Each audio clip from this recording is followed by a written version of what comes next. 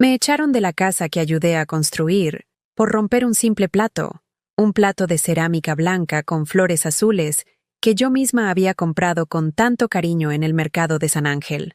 Hoy, yo voy a contarte algo que nunca pensé que contaría. Y si tú, por un segundo, sientes que esto te parece familiar, solo te pido que dejes un like y te suscribas. Me va a ayudar a continuar desahogando. Me llamo Teresa Gómez, tengo 69 años y vivo en Querétaro, México. Bueno, vivía. Hasta hace unas semanas, cuando todo cambió por ese maldito plato roto. Era un martes por la tarde, de esos días grises donde el tiempo parece detenerse en la rutina. Yo estaba en la cocina de la casa de mi hija Verónica, como todas las tardes de los últimos 4 meses. Mis manos, arrugadas y manchadas por la edad, se movían automáticamente entre las ollas, preparando la cena para una familia que apenas me dirigía la palabra.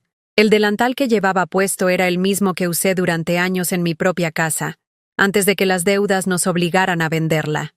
Un delantal azul marino con pequeñas flores bordadas que yo misma había cosido una noche de insomnio, cuando aún creía que los detalles bonitos importaban en esta familia. El vapor de la sopa de tortillas se alzaba desde la estufa, llenando la cocina con ese aroma a chile guajillo y epazote que siempre me recordaba a mi madre. Ella solía decirme: «Mija, una mujer que cocina con amor, cocina para toda la vida». Qué equivocada estaba. Escuché el portón del garaje abriéndose. Era Carlos, mi yerno, regresando de su trabajo en la empresa de construcción donde era supervisor. Sus pasos pesados resonaron en el pasillo de mosaicos. Esos mismos mosaicos que yo había ayudado a elegir cuando compraron la casa hace 5 años, cuando aún fingían que mi opinión les importaba. Me apresuré a servir la sopa en los platos hondos, esos que había comprado en el mercado de San Ángel durante mi último viaje a la Ciudad de México. Recuerdo ese día perfectamente. Era un sábado soleado, y pensé que sería bonito regalarle algo especial a Verónica para su nueva casa. Gasté mis últimos ahorros en ese juego de vajilla, creyendo que cada comida compartida en esos platos sería un pedacito de mi amor servido en su mesa. La cuchara de acero inoxidable resbaló entre mis dedos húmedos. El plato se estrelló contra el piso de cerámica, con un sonido seco que partió el silencio de la tarde como un grito. Los pedazos se esparcieron por el suelo, mezclándose con las gotas doradas de la sopa caliente, que ahora formaban pequeños charcos entre los fragmentos blancos y azules. Me quedé paralizada, viendo mi propio reflejo fragmentado en cada pedazo roto.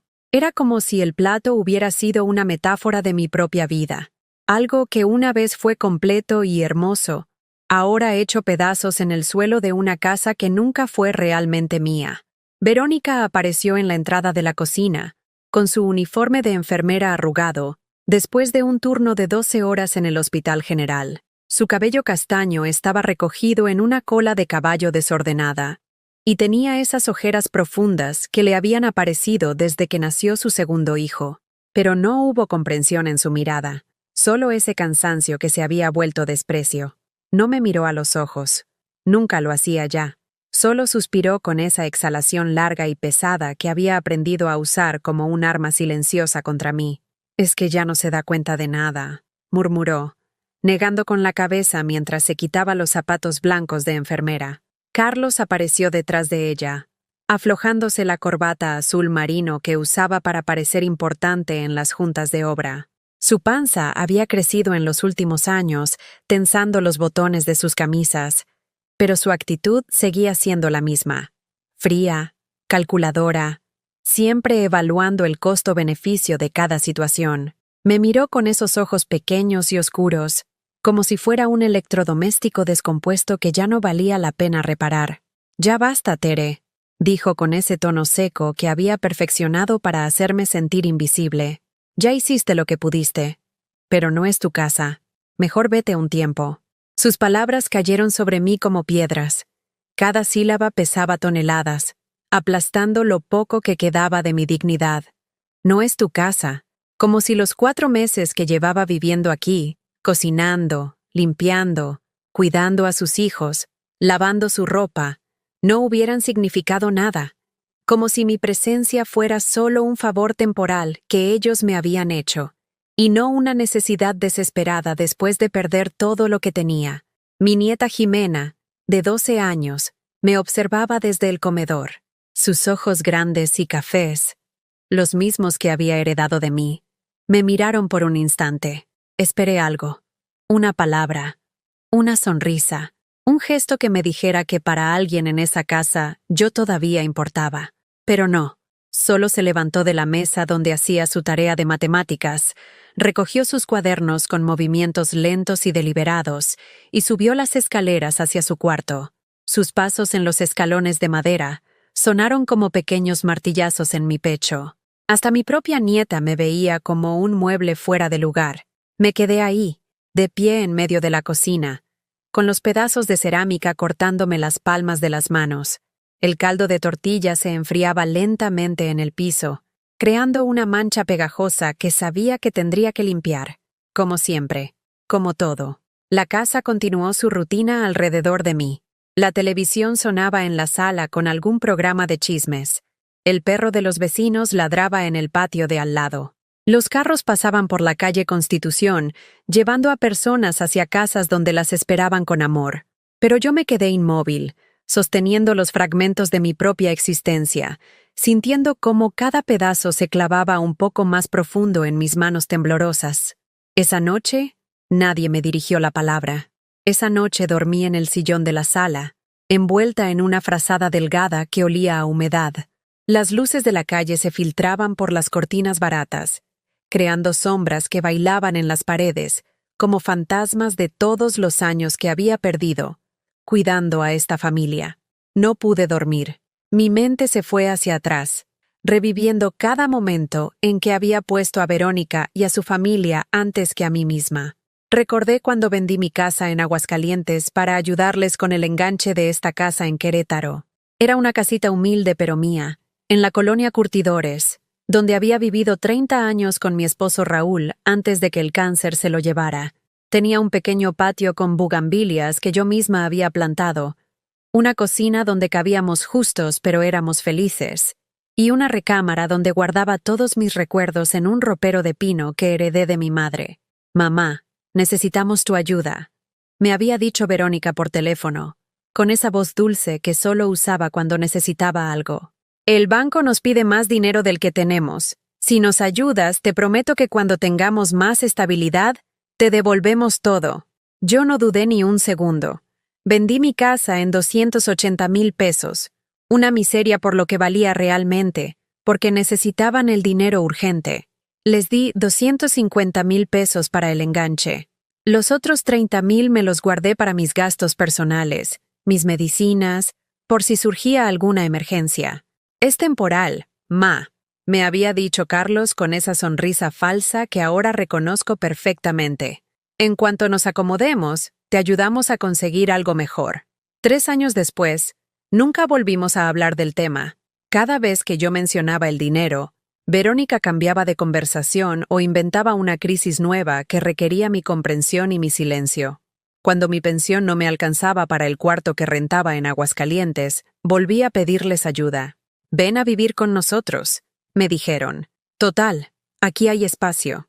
El espacio era el cuarto de servicio, 2 metros por 3, con una ventana pequeña que daba al patio de lavado, una cama individual que crujía cada vez que me movía, un closet diminuto donde apenas cabían mis 3 vestidos y mis 2 rebozos, y una silla de plástico donde ponía la televisión vieja que traje de mi casa. Pero yo estaba agradecida.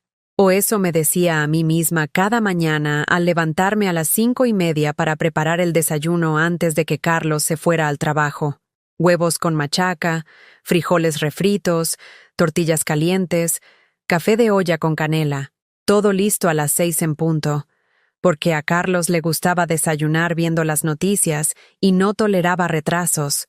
Verónica desayunaba de pie, siempre con prisa, siempre quejándose de que llegaría tarde al hospital. Los niños, Jimena y Sebastián, comían en silencio, mirando sus teléfonos. Cuando intentaba platicar con ellos, me respondían con monosílabos o simplemente me ignoraban. «Los niños de ahora son así», me decía Verónica cuando yo le comentaba mi preocupación. No es personal, pero sí se sentía personal, muy personal. Después del desayuno, yo lavaba los platos, barría, trapeaba, hacía las camas, lavaba y planchaba la ropa. Verónica se iba a trabajar al hospital y Carlos a sus obras, dejándome sola en esa casa que nunca se sintió como hogar. Al mediodía, preparaba la comida, siempre pensando en lo que les gustaba a ellos, nunca en lo que me apetecía a mí. Carlos odiaba el pescado, así que nunca comprábamos. Verónica estaba a dieta, así que nada de tortillas ni pan. Los niños solo comían pollo o carne, nada de verduras. Mi artritis empeoraba cada día. Las mañanas eran las peores. Los dedos hinchados, las rodillas rígidas, el dolor constante en la espalda que se intensificaba cuando cargaba las canastas de ropa húmeda hacia el tendedero. Pero nunca me quejé. Una no se queja cuando le están haciendo el favor de darle techo. Los sábados íbamos al Walmart. Yo empujaba el carrito mientras Verónica elegía productos caros. Yogurt griego, quesos importados, cortes de carne que costaban más de lo que yo gastaba en comida en toda una semana cuando vivía sola. En la caja, yo sacaba los billetes de mi pensión para pagar la despensa. «Te lo pagaré la próxima quincena», decía Verónica siempre. La próxima quincena nunca llegaba. Cuando Sebastián cumplió 15 años, organizaron una fiesta en el patio. Yo cociné para 50 personas.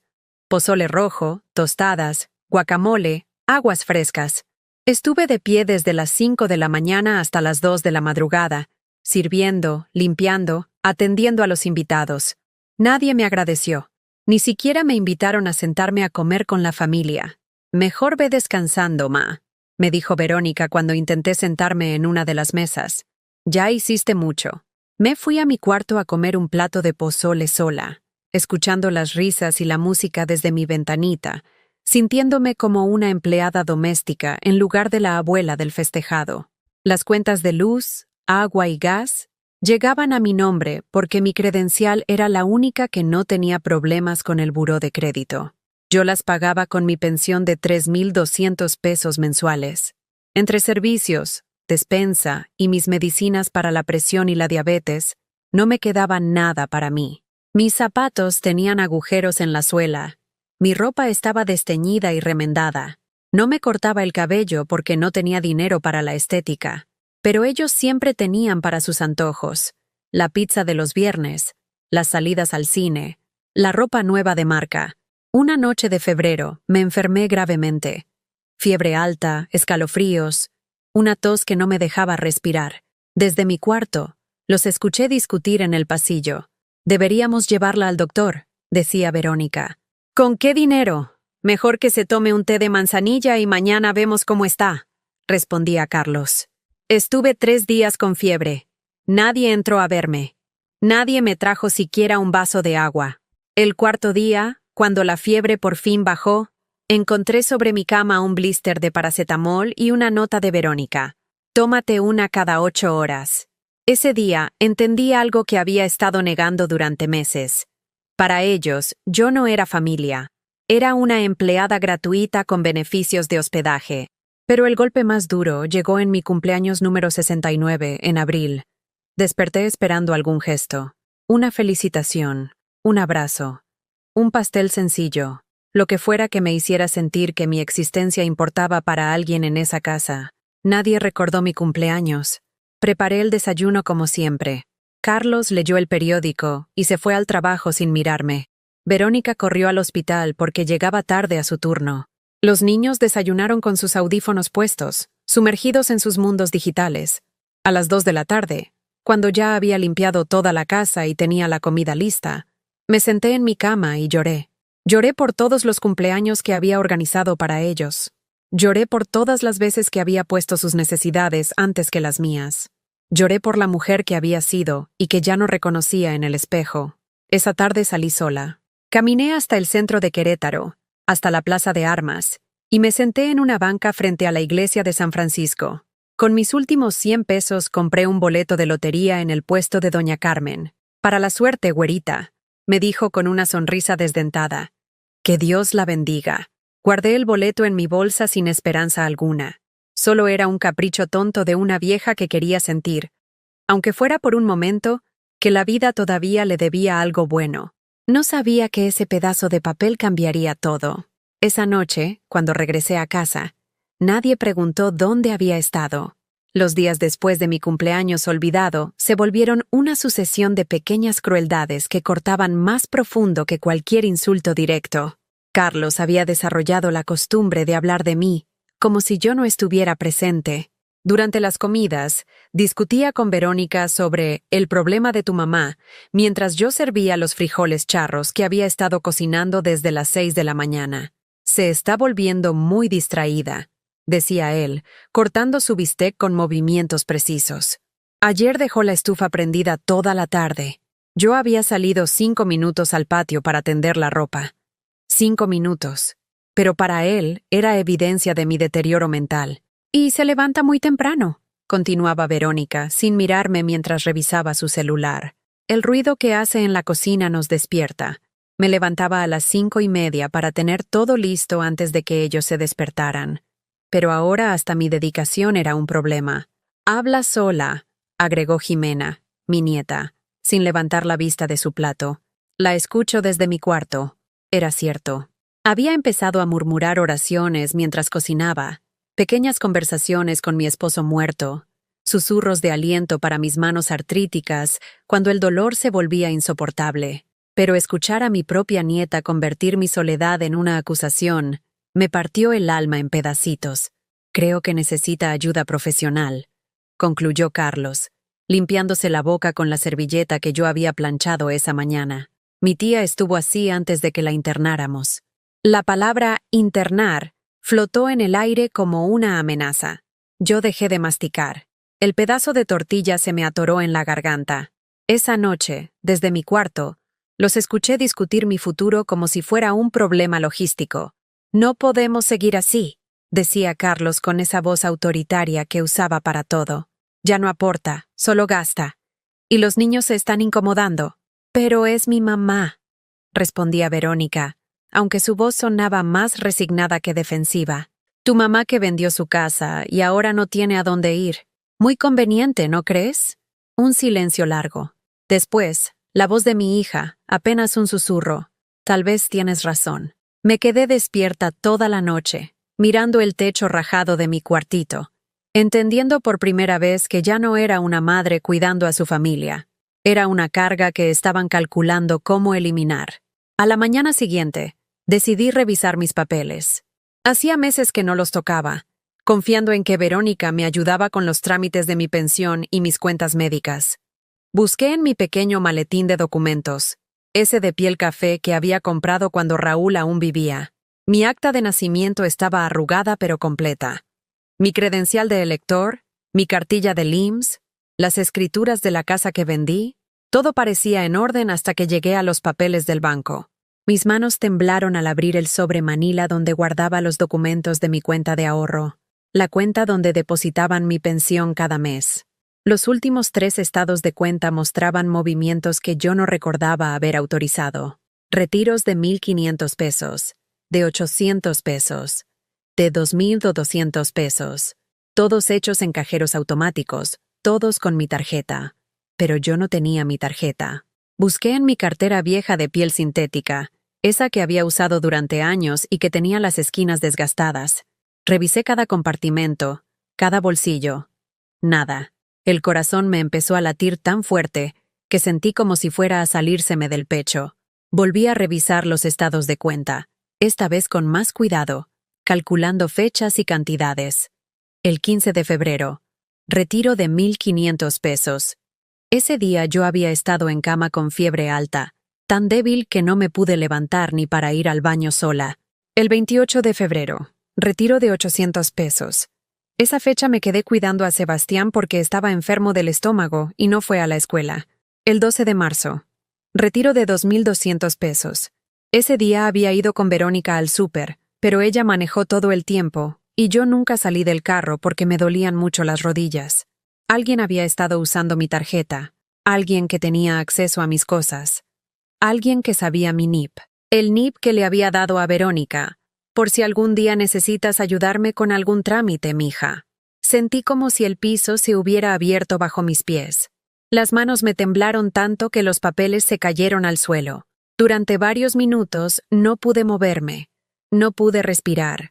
No pude procesar lo que estaba viendo. Mi propia hija me estaba robando. No, no robando. Esa palabra implicaba que era algo secreto, furtivo. Esto era peor. Era apropiación. Era tomar mi dinero con la seguridad de que yo nunca diría nada. Nunca los confrontaría. Nunca los denunciaría. Porque, ¿a quién le iba a decir? ¿A la policía? Sí, oficial. Mi hija me roba mi pensión. Pero vivo en su casa porque no tengo a dónde ir. ¿Al banco? Sí, señorita. Alguien usa mi tarjeta sin permiso. Pero yo les di mi NIP porque confié en ellos. Me quedé sentada en mi cama individual, rodeada de papeles esparcidos, sintiendo cómo se desmoronaba la última ilusión que me quedaba sobre mi familia. Durante los siguientes días, empecé a observar, realmente observar. Observé cómo Verónica llegaba del trabajo con bolsas del Oxxo, comprando dulces y refrescos para los niños. Cómo Carlos se compraba cervezas Corona los viernes, esas que cuestan el doble que las nacionales.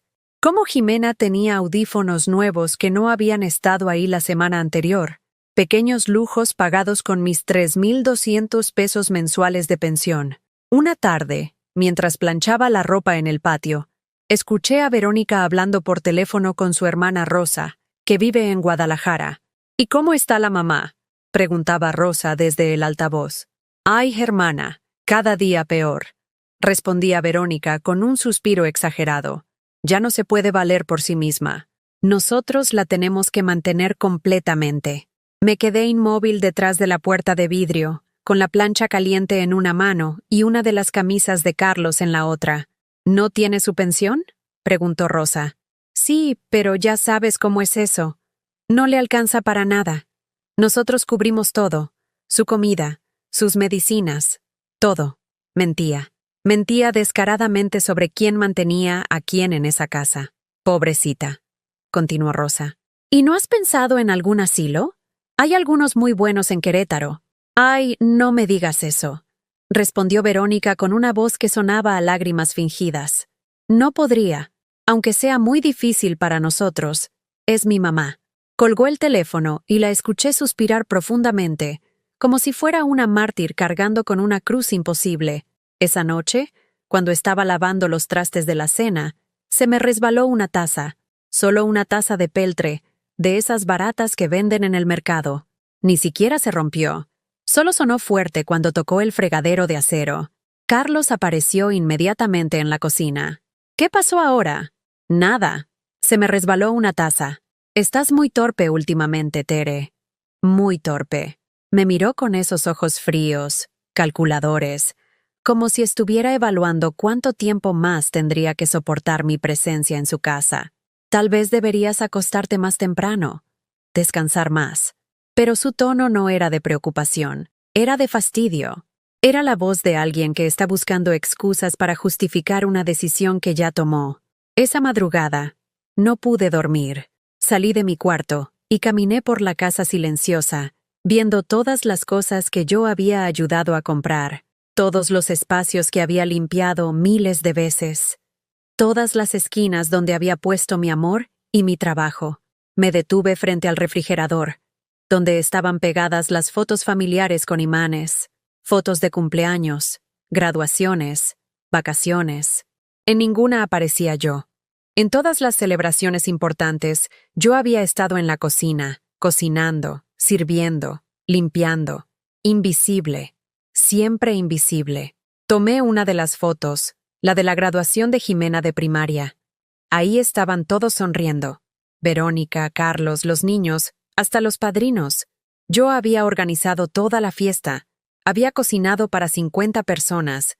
Había decorado el patio con globos y papel picado. Pero no estaba en la foto, porque alguien tenía que lavar los platos. En ese momento, con esa fotografía en mis manos temblorosas, entendí algo que cambió todo. Yo no era parte de esta familia, era su empleada, y como todas las empleadas que ya no sirven, me iban a despedir. Al día siguiente del plato roto, desperté en el sillón con el cuerpo entumecido y el alma más adolorida que los huesos. Era sábado, pero la rutina no se detenía. Me levanté como autómata y fui a la cocina a preparar el desayuno, como si nada hubiera pasado. Pero todo había pasado. Verónica ya estaba en la mesa, bebiendo café en una de sus tazas favoritas. Esas de cerámica gruesa, con dibujos de girasoles que había comprado en una de sus salidas de relajación al centro de Querétaro. Su cabello estaba perfectamente peinado, y llevaba puesta una blusa nueva que yo no había visto antes. Una blusa que seguramente había pagado con mi pensión. No me miró cuando entré. Siguió revisando su celular con esa concentración fingida que la gente usa cuando quiere evitar conversaciones incómodas. Empecé a preparar huevos revueltos con jamón, el desayuno que a Carlos le gustaba los sábados. Moví las manos mecánicamente, rompiendo los huevos, batiendo, calentando el aceite en el sartén, pero había algo diferente en el aire. Una tensión que se podía cortar con cuchillo. Carlos bajó las escaleras con pasos pesados, arrastrando las chanclas contra el piso de mosaico. Se sentó en su lugar habitual, en la cabecera de la mesa, y extendió la mano esperando que le sirviera su café. Siempre había sido así. Él extendía la mano y yo aparecía con lo que necesitara, como si fuera una extensión de sus deseos. Esta vez dudé. Solo por un segundo, pero dudé. Él notó la pausa y me miró con esa expresión que conocía muy bien. Esa mezcla de impaciencia y desprecio que había perfeccionado durante los meses que llevaba viviendo en su casa. ¿El café?, preguntó con ese tono que no era realmente una pregunta, sino una orden disfrazada.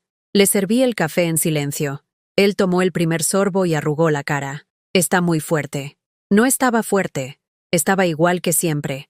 Pero ahora todo lo que yo hacía estaba mal. Verónica siguió fingiendo que leía algo fascinante en su teléfono. Los niños bajaron y desayunaron en completo silencio, como si hubieran recibido instrucciones de no dirigirme la palabra. Después del desayuno, mientras lavaba los platos, escuché murmullos en la sala. Carlos y Verónica hablaban en voz baja, pero de vez en cuando sus voces se alzaban lo suficiente para que yo pudiera escuchar fragmentos. No puede seguir así. Mi responsabilidad. Otras opciones. Terminé de lavar los trastes con las manos temblándome. Sabía que estaban discutiendo qué hacer conmigo, como si fuera un problema que resolver, un obstáculo que remover. A media mañana, tocaron el timbre.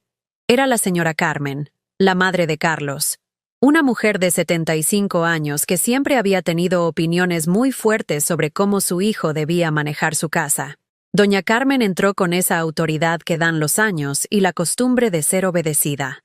Era una mujer pequeña pero imponente, siempre vestida de colores oscuros, con el cabello perfectamente peinado hacia atrás, y esa mirada que podía desintegrar a cualquiera que se pusiera en su camino. Se sentó en el sillón principal de la sala, ese de piel café que Carlos había comprado para impresionar a las visitas, y me miró como si fuera una mancha en su sofá. «Teresita», me dijo con esa voz melosa que usaba cuando quería sonar compasiva, pero que en realidad destilaba veneno. «Ven acá, necesitamos platicar». Me senté en la orilla del sillón, con las manos entrelazadas sobre el delantal, sintiéndome como una niña regañada en la oficina del director. «Mi hijo me contó lo que pasó ayer», continuó doña Carmen, ajustándose los lentes que colgaban de una cadena dorada. «Y creo que es hora de que hablemos con la verdad». Carlos y Verónica se sentaron frente a mí, como un tribunal. Sus caras estaban serias, preparadas para lo que iba a venir. «Tú ya no puedes cuidarte sola», declaró doña Carmen con la autoridad de quien ha tomado una decisión final. «Ayer fue un plato. Mañana puede ser algo peor. Puedes lastimarte. O lastimar a alguien más». «Pero yo no...» Intenté defenderme. «No me interrumpas», me cortó con esa voz seca que había heredado su hijo. «He hablado con una amiga que trabaja en servicios sociales. Hay lugares muy buenos para personas de tu edad. Lugares donde te van a cuidar mejor de lo que puedes cuidarte aquí. Lugares». No dijo hogares. No dijo casas. Dijo lugares. «Asilios. Mi mamá no está tan mal», murmuró Verónica, pero su voz sonaba débil, sin convicción. «¿No está mal?», replicó doña Carmen con sarcasmo. «¿Has visto cómo está vestida? ¿Has notado cómo se le olvidan las cosas? ¿Te has dado cuenta de que hablas sola? Cada palabra era una puñalada. Estaba vestida con mi ropa vieja porque toda mi pensión se iba en mantener esa casa. Se me olvidaban las cosas porque estaba exhausta de trabajar desde el amanecer hasta el anochecer. Hablaba sola porque nadie más me hablaba. Pero no podía decir nada de eso. No podía defenderme porque cualquier cosa que dijera sonaría como excusas de una vieja loca. Además, continuó doña Carmen, cruzando las piernas con elegancia, no es justo para Carlos y Verónica. Ellos tienen derecho a vivir su vida sin estar cargando con responsabilidades que no les corresponden. Responsabilidades que no les corresponden. Como si cuidar a tu madre fuera algo opcional. Algo que puedes decidir hacer o no hacer según te convenga. Yo he hablado con la hermana Esperanza, de la casa de San José. Siguió doña Carmen, sacando un papel doblado de su bolsa. Es un lugar muy bonito, muy limpio. Tienen jardines, actividades para los residentes. Vas a estar mucho mejor ahí que aquí estorbando. La palabra estorbando flotó en el aire como una bofetada. Carlos se aclaró la garganta y se inclinó hacia adelante, adoptando esa postura que usaba cuando quería parecer razonable y comprensivo. Tere, entiende que esto no es personal, dijo con esa voz condescendiente que había perfeccionado. Es por tu propio bien. En ese lugar vas a tener cuidado médico. Van a estar pendientes de ti las 24 horas. Pero yo no necesito. Intenté otra vez. Sí necesitas, me interrumpió Verónica. Y por primera vez en toda la conversación me miró directamente a los ojos. Mamá, ya no puedes seguir fingiendo que puedes cuidarte sola. Ayer rompiste un plato, pero ¿qué va a pasar cuando dejes el gas abierto? ¿O cuando te caigas en las escaleras? Sus ojos tenían lágrimas, pero no eran lágrimas de tristeza. Eran lágrimas de frustración, de una hija que había encontrado la justificación perfecta para deshacerse de su carga. Los papeles ya están listos, anunció doña Carmen con satisfacción, desplegando el documento que había traído. Solo necesitamos tu firma, y podemos hacer el traslado el lunes. El traslado. Como si fuera un mueble. Miré el papel sin entender realmente lo que decía. Letras pequeñas, términos legales, cláusulas que probablemente significaban que estaba renunciando a cualquier derecho que me quedara. ¿Y si no quiero firmar? Pregunté con un hilo de voz. Doña Carmen sonrió, pero no era una sonrisa amable. Era la sonrisa de alguien que ya había pensado en todas las posibilidades. Bueno, en ese caso tendríamos que hablar con un juez, dijo con calma. Explicarle tu condición mental, tu incapacidad para cuidarte, mostrarle evidencia de tu deterioro. Evidencia. El plato roto, las conversaciones conmigo misma, la confusión que ellos mismos habían creado al manejar mis cosas sin decirme. Pero eso sería muy triste para todos, continuó doña Carmen. Mucho mejor si aceptas voluntariamente. Así puedes llevarte tus cosas, elegir tu ropa favorita. Si un juez decide, bueno, ellos solo te dan lo básico. Era chantaje. Chantaje puro y simple. Acepta ir al asilo por tu propia voluntad, o te mandamos por la fuerza y pierdes hasta el derecho de elegir qué llevarte. En ese momento, Sebastián, mi nieto de 15 años, entró a la sala. Había estado escuchando toda la conversación desde las escaleras. ¿Van a mandar a la abuela al asilo?, preguntó con esa voz que estaba cambiando, a veces grave, a veces aguda. Sebastián, esto no es tu problema, le dijo Carlos secamente. Pero es mi abuela, replicó el muchacho, y por primera vez en meses alguien en esa casa me defendía. Tu abuela va a estar mejor cuidada, le explicó Verónica con esa paciencia fingida que usan los adultos cuando quieren que los niños acepten decisiones que no entienden. Va a tener amigos de su edad, actividades divertidas. ¿Pero ella quiere ir?, insistió Sebastián, mirándome directamente. Todos los ojos se volvieron hacia mí. Era mi oportunidad de decir que no, de plantarme, de exigir respeto. Pero también sabía que si me oponía, me harían la guerra. Y yo ya no tenía fuerzas para pelear. Está bien, murmuré, odiándome por cada letra de esas palabras. Voy a firmar. Doña Carmen sonrió triunfante. Carlos suspiró aliviado. Verónica se limpió las lágrimas falsas. Solo Sebastián me miró con algo que podría haber sido comprensión. Pero no el lunes, añadí con la poca dignidad que me quedaba. Denme una semana para prepararme. Era mentira.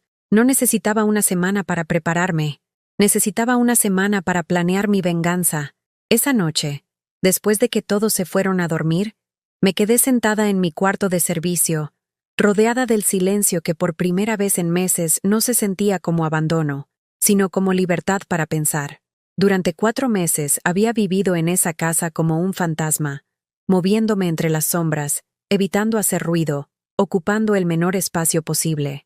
Pero ahora que me habían dado fecha de expulsión, algo extraño sucedió. Por primera vez dejé de tener miedo. ¿Qué más podían hacerme? Ya me habían robado mi dinero, mi dignidad, mi lugar en la familia. Ya me habían convertido en una empleada gratuita y ahora me descartaban como un electrodoméstico viejo. No tenía nada más que perder. Y cuando no tienes nada que perder, puedes empezar a decidir por ti misma. Me levanté y caminé hasta el pequeño ropero donde guardaba mis pocas pertenencias. En el fondo, envuelto en una blusa vieja, estaba mi tesoro más preciado, una caja de galletas danesas que había conservado desde la muerte de Raúl. Dentro guardaba mis documentos más importantes, algunas fotos, y el rosario de plata que había sido de mi madre. Y ahí estaba también el boleto de lotería que había comprado el día de mi cumpleaños olvidado. Lo saqué con cuidado. Era un pedazo de papel simple, casi transparente por lo delgado, con números impresos en tinta azul que se había corrido ligeramente por la humedad. Los números que había elegido al azar, sin esperanza, solo como un capricho de mujer desesperada. 47, 23, 19, 08, 31, 15. Los había memorizado sin querer, de tanto verlos cada vez que abría la caja. No porque creyera que fueran a salir, sino porque eran míos. Lo único que era completamente mío en esa casa. Había visto en las noticias de Televisa la semana pasada que alguien en Querétaro había ganado el premio mayor de la Lotería Nacional, 118 millones de pesos. Una cantidad tan grande que no podía siquiera imaginarla. El reportero había dicho que la persona ganadora aún no se había presentado a reclamar el premio. Con las manos temblándome, saqué mi teléfono viejo. Era un aparato sencillo, de esos que regalan con los planes básicos. Pero tenía internet. Busqué los resultados de la lotería del 15 de abril, el día de mi cumpleaños. La página cargó lentamente. Los números aparecieron uno por uno en la pantalla pequeña. 47, 23, 19, 08, 31, 15. Miré mi boleto. Miré la pantalla. Volví a mirar mi boleto. Los números eran exactamente los mismos. Exactamente. Los mismos. El teléfono se me resbaló de las manos y cayó sobre la cama con un ruido sordo. Mi corazón latía tan fuerte que pensé que se iba a salir de mi pecho. Las manos me temblaron tanto que tuve que sentarme en la orilla de la cama para no caerme. ¿Era posible? ¿Realmente era posible? Volví a tomar el teléfono y revisé otra vez. Busqué en diferentes páginas web, en diferentes fuentes. Todas decían lo mismo. Los números ganadores del 15 de abril eran exactamente los números de mi boleto. 118 millones de pesos. 118 millones de pesos. Una cantidad tan grande que mi mente no podía procesarla. Más dinero del que había visto en toda mi vida. Más dinero del que Carlos ganaba en 10 años. Más dinero del que Verónica vería trabajando toda su vida como enfermera. Me quedé ahí sentada, mirando ese pedazo de papel, durante lo que parecieron horas. Primero llegó la incredulidad, después la emoción, después el miedo, y finalmente, algo que no había sentido en años: poder. Por primera vez en mi vida, yo tenía el poder, pero no se lo iba a decir a nadie. Todavía no. Durante los siguientes 3 días, actué como si nada hubiera pasado. Me levanté temprano, preparé desayunos, limpié la casa, lavé ropa. Pero ahora había una diferencia. Ya no lo hacía por obligación o por miedo. Lo hacía porque quería observar. Quería ver exactamente cómo me trataban cuando pensaban que yo no tenía opciones. Quería memorizar cada desplante, cada gesto de desprecio, cada momento en que me hicieron sentir invisible. Porque ahora sabía que no era invisible. Era la mujer más rica de Querétaro. El martes por la mañana, Verónica me dio una bolsa de plástico del Walmart. Para que vayas empacando tus cosas, me dijo sin mirarme a los ojos. No puedes llevar mucho al lugar donde vas, solo lo básico. Lo básico. Después de 69 años de vida, todo lo que me quedaba era lo básico. ¿Y mis fotos? Pregunté. Puedes llevarte unas pocas. Las más importantes. ¿Mi rosario? Sí, claro. Esas cosas sí. ¿Mi máquina de coser? Verónica suspiró como si le estuviera pidiendo algo imposible. Mamá, no vas a necesitar máquina de coser. Allá hay actividades diferentes, más apropiadas para tu edad, más apropiadas para mi edad. Como si coser, algo que había hecho durante 50 años, de repente se hubiera vuelto demasiado complicado para mi cerebro deteriorado. El miércoles, Carlos llegó con folletos del asilo. Mira, Tere, me dijo con esa voz condescendiente que había perfeccionado. Vas a ver que es un lugar muy bonito. Tienen jardines, biblioteca, hasta una capilla. Los folletos mostraban fotos de ancianitos sonrientes jugando lotería, caminando por jardines bien cuidados, comiendo en comedores limpios. Todos se veían felices y contentos de estar ahí. Todos se veían resignados. ¿Cuánto cuesta? Pregunté. No te preocupes por eso, respondió Carlos rápidamente. Tu pensión cubre la mayor parte, y nosotros podemos ayudar con la diferencia. Mentira. Había investigado los precios en Internet. Un lugar como ese costaba por lo menos 8,000 pesos al mes. Mi pensión era de 3,200. ¿De dónde iba a salir la diferencia? De mi propia pensión, que ellos seguirían administrando. Tendrían que complementar con 4,800 pesos para pagar el asilo, pero seguirían teniendo acceso a mi tarjeta bancaria. Seguirían robándome, pero ahora con la ventaja de que yo estaría encerrada y no podría quejarme. El jueves por la tarde, doña Carmen vino otra vez. Esta vez traía a una trabajadora social, una mujer joven con lentes y traje sastre que hablaba con esa eficiencia fría de quien procesa casos todos los días. Señora Teresa, me dijo mientras sacaba formularios de su portafolio, solo necesito que me confirme algunos datos para completar su expediente. Me preguntó mi nombre completo, mi fecha de nacimiento, mis enfermedades, mis medicamentos. Cada respuesta la anotaba en formularios oficiales que convertían mi vida en datos estadísticos. ¿Tiene usted algún ingreso además de su pensión? Preguntó rutinariamente. No, respondí. Era cierto. El boleto de lotería no era un ingreso. Todavía no. ¿Alguna propiedad? ¿Cuentas de ahorro? ¿Inversiones? No, también era cierto. Ya no tenía nada de eso. Verónica se había encargado de que así fuera. ¿Algún familiar que pueda hacerse responsable de su cuidado? Miré a Verónica, que estaba sentada a mi lado fingiendo tristeza. Mi hija, dije. La trabajadora social miró a Verónica. Señora, ¿usted está en posibilidad de cuidar a su madre en su hogar? Verónica negó con la cabeza, adoptando esa expresión de mártir incomprendida que había perfeccionado. Me encantaría, créame, pero trabajo doble turno en el hospital. Mi esposo viaja mucho por su trabajo, y tenemos 2 hijos adolescentes. No tenemos el tiempo ni los recursos para brindarle el cuidado especializado que ella necesita. Mentiras. Todas mentiras dichas con lágrimas en los ojos y voz quebrada. La trabajadora social asintió comprensivamente y marcó casillas en sus formularios. Entiendo perfectamente. Es una situación muy común. Muchas familias se ven en la misma situación. Esa noche, después de que todos se fueron a dormir, tomé una decisión. Al día siguiente iría al banco. Iba a verificar que el boleto era real, que los números eran correctos, que mi increíble suerte no era solo el delirio de una mujer desesperada.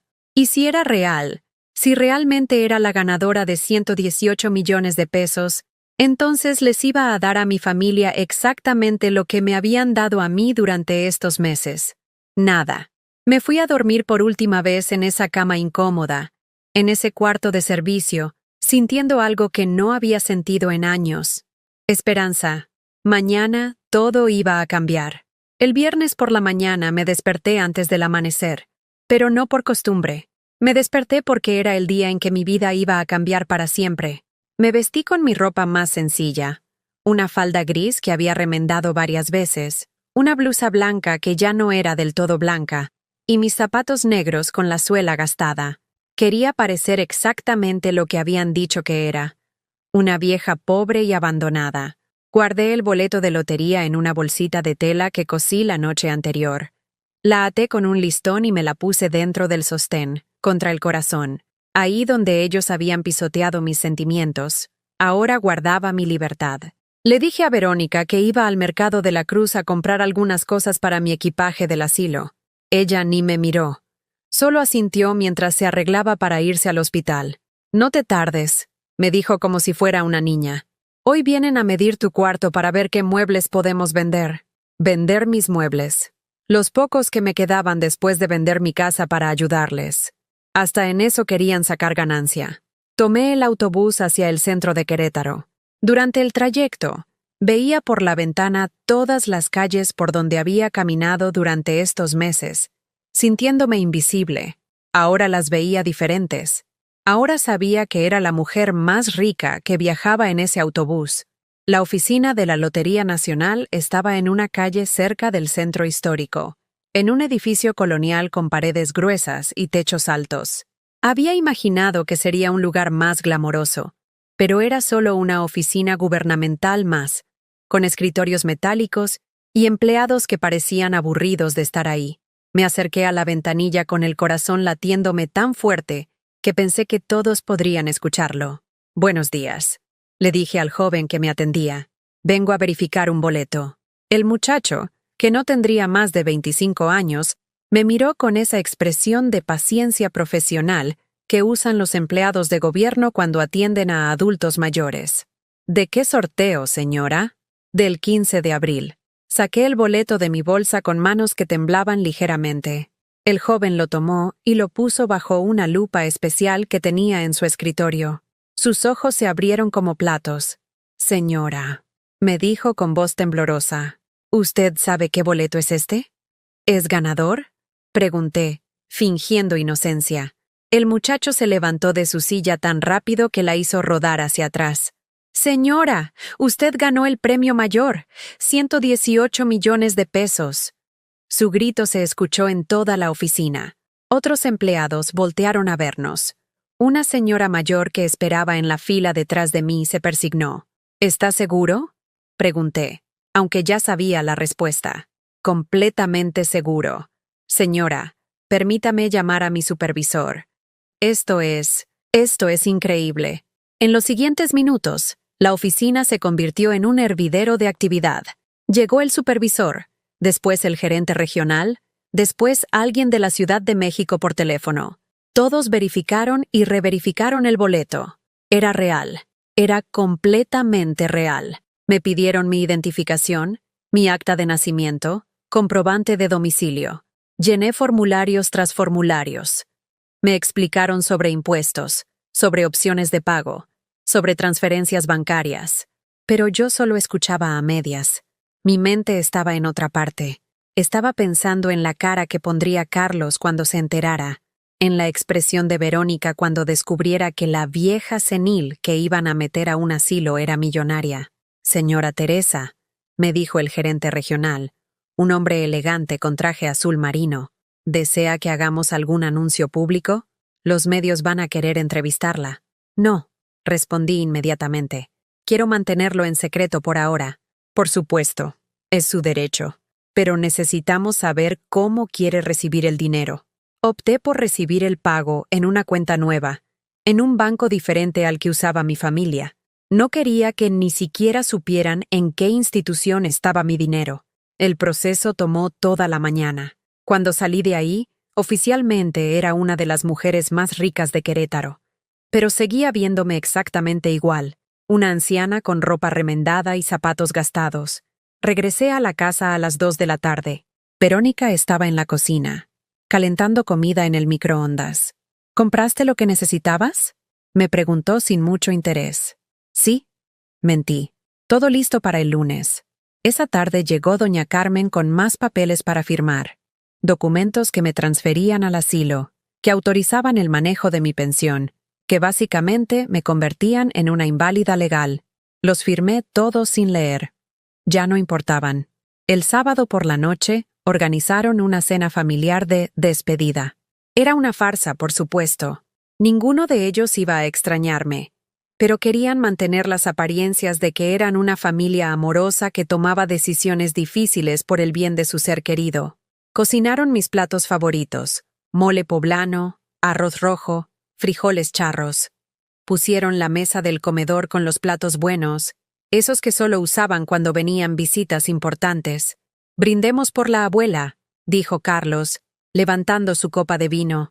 «Por todos los años que ha estado con nosotros». Todos alzaron sus copas. Yo alcé mi vaso de agua porque nunca me ofrecieron vino. «Por la abuela», repitieron todos al unísono. Durante la cena, hablaron de mí como si no estuviera ahí, de lo bien que estaría en el asilo, de cómo podríamos visitarnos los domingos, de lo tranquila que sería mi nueva vida. Sebastián, mi nieto, apenas habló durante toda la cena. Se veía incómodo, triste. Era el único que parecía entender que lo que estaban haciendo estaba mal. Después de la cena, cuando estaban recogiendo los platos, Jimena se acercó a mí. «Abuela», me dijo en voz baja, «¿de verdad quieres irte?». Era la primera vez en meses que me hacía una pregunta directa. La primera vez que parecía importarle mi opinión sobre algo. «No, mijita», le respondí honestamente. «No quiero irme». «Entonces, ¿por qué no le dices a mis papás?». «Porque ya tomaron la decisión. Y cuando los adultos toman decisiones, los niños y los viejos tenemos que obedecerlas». Jimena frunció el ceño. «Eso no me parece justo». «No», le dije, acariciándole la cabeza. «No es justo». Esa noche, por última vez, me quedé despierta en mi cuarto de servicio, pero ya no me sentía como prisionera. Me sentía como una espía en territorio enemigo, esperando el momento perfecto para revelar mi identidad secreta. El domingo llegó con lluvia. Una lluvia suave pero persistente que hacía que todo se viera gris y melancólico. Era el día perfecto para lo que tenía planeado. A las 10 de la mañana, toda la familia estaba reunida en la sala. Habían venido incluso Rosa, la hermana de Verónica, desde Guadalajara, y el hermano de Carlos con su esposa. Una verdadera reunión familiar para despedir a la anciana problemática. Yo llegué a la sala vestida diferente. Me había puesto mi vestido negro, el que guardaba para ocasiones especiales. Me había peinado el cabello hacia atrás, y me había puesto los aretes de perlas que fueron de mi madre. «¡Qué elegante vienes, ma!», dijo Verónica con sorpresa.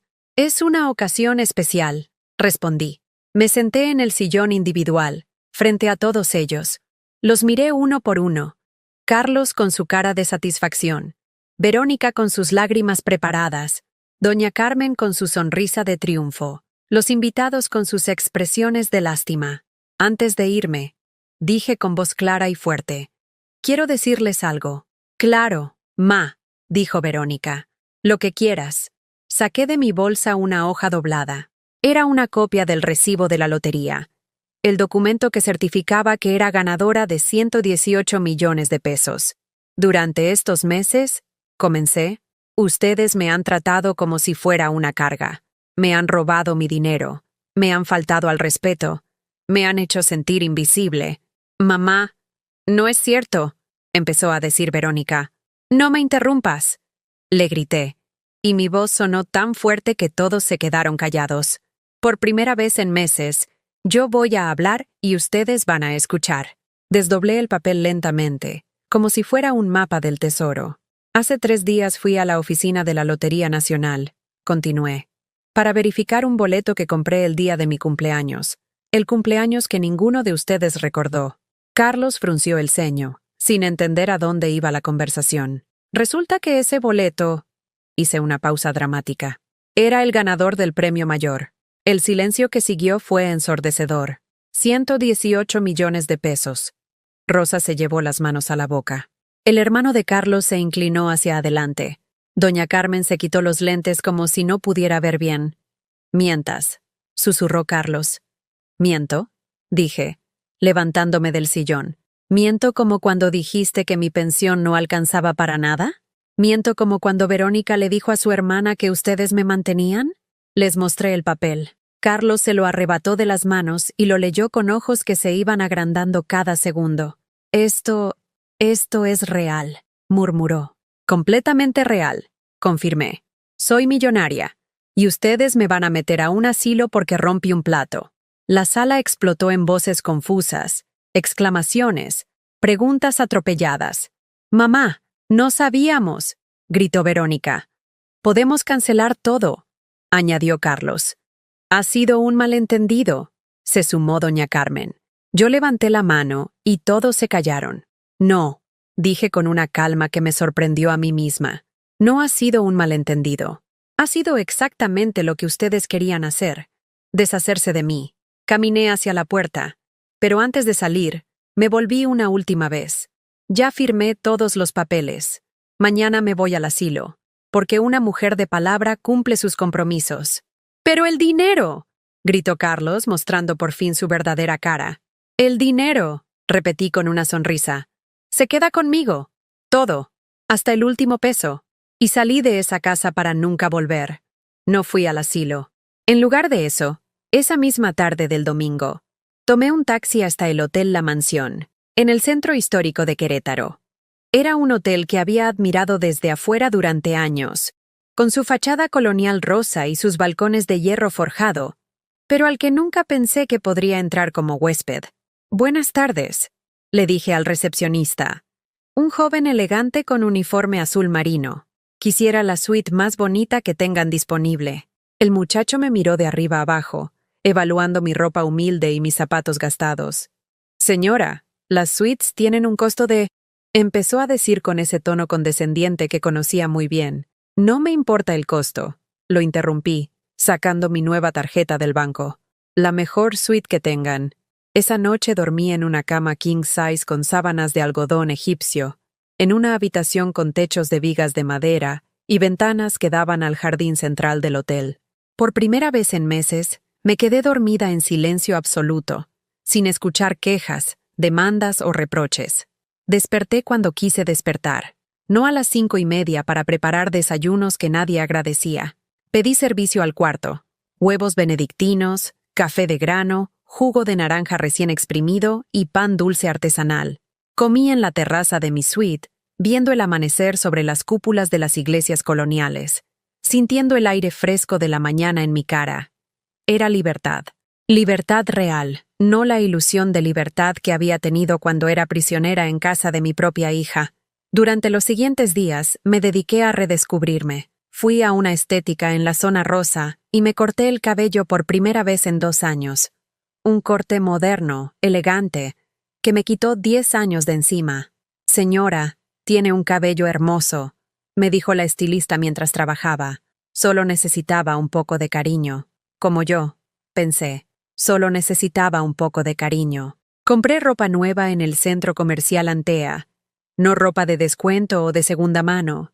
Ropa bonita, de mi talla exacta, en colores que me gustaban. Vestidos cómodos pero elegantes. Zapatos que no me lastimaran los pies. Una bolsa de piel auténtica para reemplazar la de plástico que había usado durante años. Por primera vez en décadas, me miré en el espejo de cuerpo completo de una tienda y me gustó lo que vi. No era una anciana derrotada y abandonada. Era una mujer de 69 años con dignidad, con recursos, con derecho a ser feliz. La primera semana la pasé siendo turista en mi propia ciudad. Visité el Museo Regional, donde aprendí sobre la historia de Querétaro que nunca había tenido tiempo de conocer.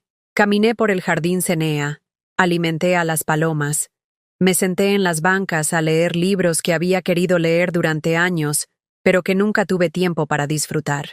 Comí en restaurantes del centro histórico, esos que siempre había visto desde afuera cuando acompañaba a Verónica a hacer trámites. Probé comida que nunca había podido costear. Cordero al vino tinto, salmón a la plancha, postres franceses que se derretían en mi boca como pequeños milagros. Una tarde, mientras tomaba café en la terraza del restaurante 1810, mi teléfono sonó. Era Verónica. «Mamá, ¿dónde estás?». Su voz sonaba desesperada. «Fuimos al asilo y dicen que nunca llegaste. Estamos preocupadísimos». «Estoy bien», respondí con calma, observando cómo el sol se filtraba entre las hojas de los laureles de la plaza. «¿Pero dónde? Tenemos que hablar. Lo del asilo fue un error. Podemos arreglar todo». «No hay nada que arreglar, Verónica. Yo estoy exactamente donde quiero estar. Pero el dinero de la lotería, somos familia. Tenemos que hablar de cómo vamos a manejar esa fortuna. Ahí estaba, la verdadera razón de su llamada. No estaba preocupada por mí. Estaba preocupada por los 118 millones de pesos que se le habían escapado de las manos. Mi dinero es mío, le dije con una serenidad que me sorprendió. Y mi familia son las personas que me aman, no las que me usan. Tú eres mi madre, gritó por el teléfono. Y tú fuiste mi hija, respondí. Pero una hija que decidió convertirme en empleada doméstica, una hija que me robó mi dinero y después me echó por romper un plato. Colgué el teléfono y lo apagué. Al cabo de 2 semanas en el hotel, decidí buscar algo más permanente. No quería rentar. Quería comprar. Quería tener algo que fuera mío, que nadie pudiera quitarme, que nadie pudiera usar como herramienta de chantaje. Encontré la casa perfecta en San Miguel de Allende, a 1 hora de Querétaro. Era una casa colonial restaurada en el centro histórico, con paredes de adobe de 1 metro de espesor, techos de viga, un patio central con una fuente de cantera rosa y jardines llenos de bugambilias y jacarandas. Tenía 3 recámaras, cada una con su propio baño, una cocina moderna pero conservando el estilo colonial, una biblioteca con chimenea y una terraza en la azotea desde donde se podía ver toda la ciudad y las montañas que la rodeaban. La compré en efectivo. El día que firmé las escrituras, en el despacho del notario, sentí algo que no había experimentado en toda mi vida adulta. Seguridad absoluta. Esta casa era mía, solo mía. Nadie podía echarme. Nadie podía venderla sin mi permiso. Nadie podía usarla como moneda de cambio para manipularme. La primera noche que dormí en mi nueva casa, en mi nueva cama, en mi nueva vida, lloré. Pero no eran lágrimas de tristeza. Eran lágrimas de alivio, de alegría, de gratitud hacia la vida que finalmente me había dado la oportunidad de ser libre. Al día siguiente, adopté un perrito callejero que había visto rondando por la plaza principal de San Miguel. Era un mestizo pequeño, café con blanco, con ojos tristes pero cola que no paraba de moverse. Le puse Esperanza. Esperanza se convirtió en mi compañía perfecta. No me juzgaba por mi edad, no me pedía dinero, no me hacía sentir como una carga. Solo me daba amor incondicional y recibía a cambio comida, cariño y un hogar seguro. Contraté a Lupita, una señora de 50 años que había trabajado durante años cuidando casas en San Miguel. Pero no la contraté como empleada doméstica. La contraté como compañera de casa. Lupita. Le dije el día que la conocí. Yo no quiero una sirvienta. Quiero una amiga que me ayude a cuidar esta casa y que me haga compañía. Lupita tenía 5 hijos. Era madre soltera. Y había pasado toda su vida trabajando para familias ricas que la trataban como mueble. Cuando le expliqué que viviría en la casa, que tendría su propia recámara y baño, que comeríamos juntas como iguales, se puso a llorar. Señora Teresa, me dijo con la voz quebrada, toda mi vida he trabajado para gente que me trataba como si fuera invisible. Usted es la primera persona que me habla como ser humano. Porque los dos sabemos lo que es ser invisible, le respondí. Y las mujeres invisibles tenemos que cuidarnos entre nosotras. Lupita se mudó con sus 2 hijos menores, que aún iban a la escuela. Mi casa se llenó de risas de niños, de conversaciones en la cocina, de la calidez que solo una familia real puede dar. Una familia elegida, no impuesta. Una tarde, mientras Lupita y yo tomábamos té en el patio y veíamos a los niños jugar con Esperanza, me preguntó, ¿no extraña a su familia biológica, señora Teresa? Lo pensé por un momento, observando cómo las bugambilias moradas se mecían con la brisa de la tarde.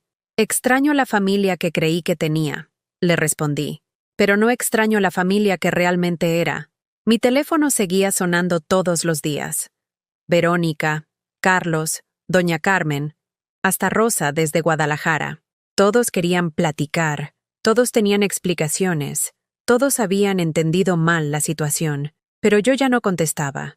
Un día llegó Sebastián, mi nieto, a San Miguel. Había tomado el autobús desde Querétaro solo para verme. Abuela, me dijo cuando abrí la puerta, he venido a pedirte perdón. Tú no tienes nada de qué pedir perdón, mijito, le dije, abrazándolo fuerte. Sí tengo. Porque sabía que lo que estaban haciendo estaba mal, y no dije nada. Lo invité a pasar. Le enseñé mi casa, le presenté a Lupita y a sus hijos, le presenté a Esperanza. Comimos juntos en el patio, platicamos como no habíamos platicado en años.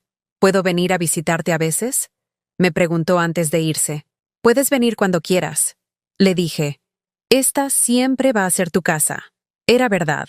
Sebastián era bienvenido porque me buscaba por amor, no por dinero. Porque me veía como abuela, no como fuente de recursos. Esa noche, después de que Sebastián se fue, me senté en mi terraza a ver las estrellas sobre San Miguel de Allende. La ciudad se extendía debajo de mí como un mapa de luces doradas. Las campanas de las iglesias sonaban a lo lejos, y el aire olía a jazmín y a libertad. Por primera vez en mi vida, era completamente libre. Por primera vez en mi vida, era completamente feliz. Por primera vez en mi vida, era exactamente quien quería ser. 6 meses después, mientras desayunaba en mi terraza con vista a las montañas de Guanajuato, recibí una carta. No de mis familiares, que habían dejado de buscarme después de 2 meses de llamadas no contestadas. Era de la trabajadora social que había manejado mi caso para el asilo. Estimada señora Teresa, decía la carta, nos preocupa que no haya llegado a su cita programada en la casa de San José. Por favor, comuníquese con nosotros para verificar su estado. Me reí.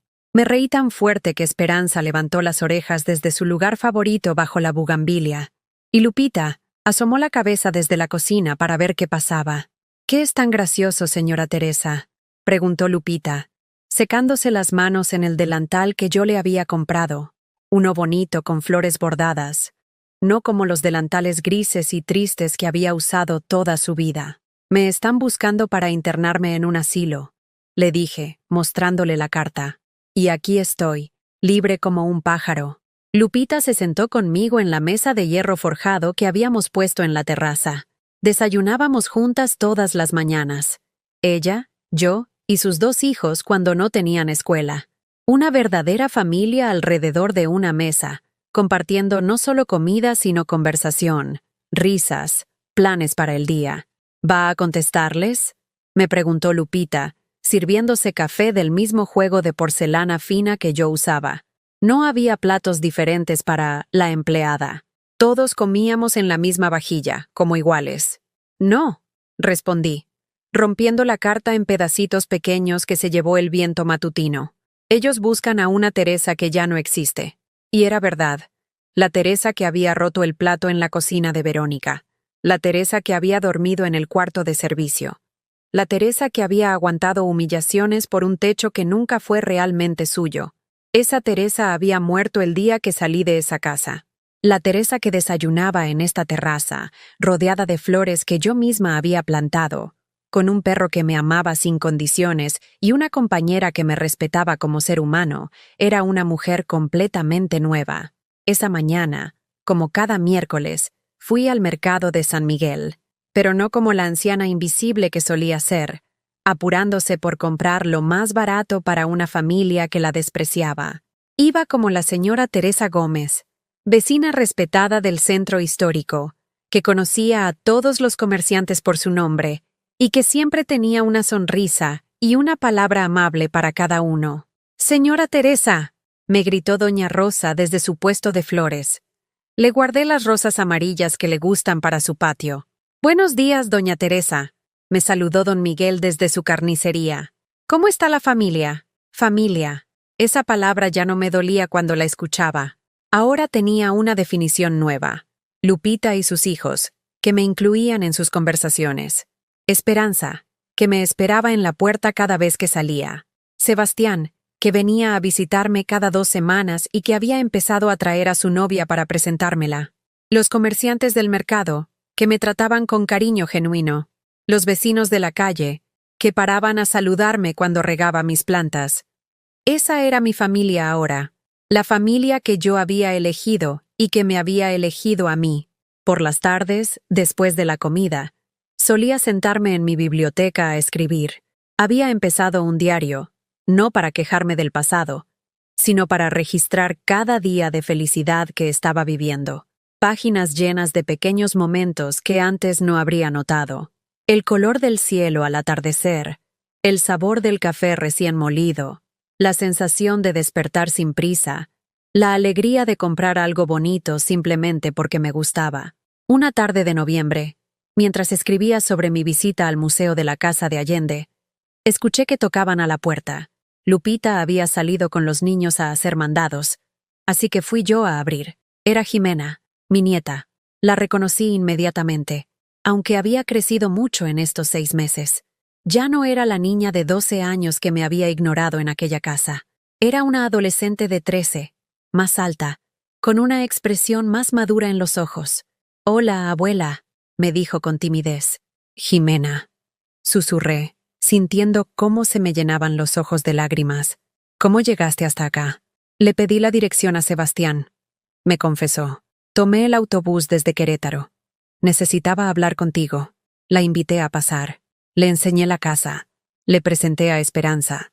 Le serví chocolate caliente en el patio mientras ella me miraba con ojos grandes, como si no pudiera creer que esta fuera realmente su abuela. «¿Realmente ganaste la lotería?», me preguntó directamente, con esa honestidad que solo tienen los adolescentes.